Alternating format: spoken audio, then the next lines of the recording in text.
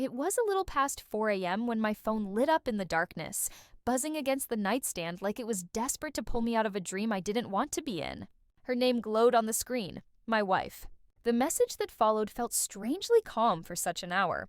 Something came up. Relax, I'll explain soon. No sorry. No hesitation. Just that same effortless composure she always carried. I stared at the text for a long moment, waiting for the sting of anger or the ache of heartbreak. But neither came. What I felt instead was something colder. Resignation. Somewhere deep down, I'd already known this was coming. The signs had been there for weeks. I'd just been too tired to face them. I didn't call her, didn't demand answers, didn't plead. I simply took a slow breath and typed the only words that felt right. No need, stay with him. You're single now. My hands didn't tremble. My heart didn't race. It was as if my soul had practiced for this exact moment over and over again. I placed the phone back on the table, leaned against my pillow, and for the first time in months, the bed didn't feel empty.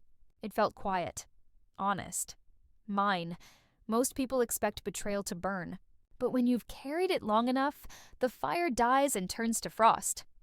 I thought of every excuse, every late meeting, every time she turned her screen away, the distant look in her eyes even when she sat an inch away from me.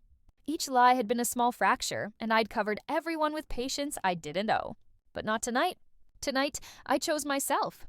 20 minutes later, the silence shattered. A furious knocking echoed down the hallway. Sharp, uneven, desperate. Then her voice followed, trembling through the door. Please, open up. Just let me explain. I didn't rush. I didn't even move at first. Then I rose, walked to the door, and looked through the peephole. There she was, mascara streaked, hair falling apart, heels in one hand, phone clutched in the other. She looked like someone who had just met the weight of her own choices. I didn't open it. I rested my forehead against the door and asked quietly, "Who were you with?" Silence, then soft sobs. I asked again, my voice steadier this time. "It's not what you think," she whispered. "I swear. Just let me in and I'll explain. But explanations at 4 a.m. don't erase secrets that started at 10. You didn't text me because something came up," I said, my tone calm.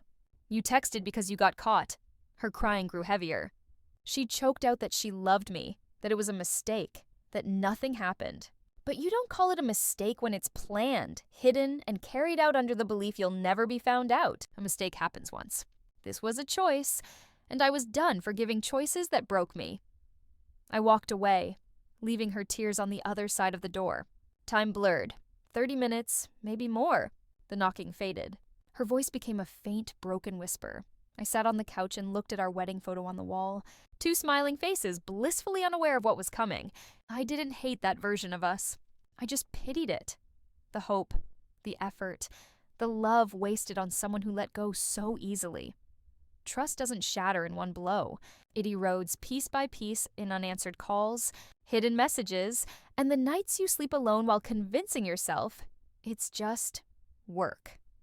When dawn finally crept in through the curtains, I opened the door, not for her, but to place a small suitcase at her feet. Everything she needed, nothing more. She looked up at me, red-eyed and trembling.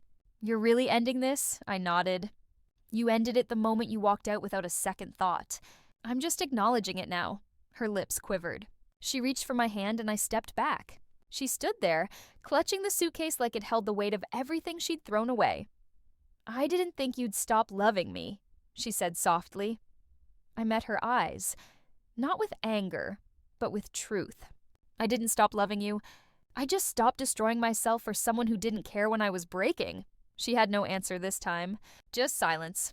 Then she turned, walking away slowly as the early sun stretched her shadow down the street, long, distant, hollow.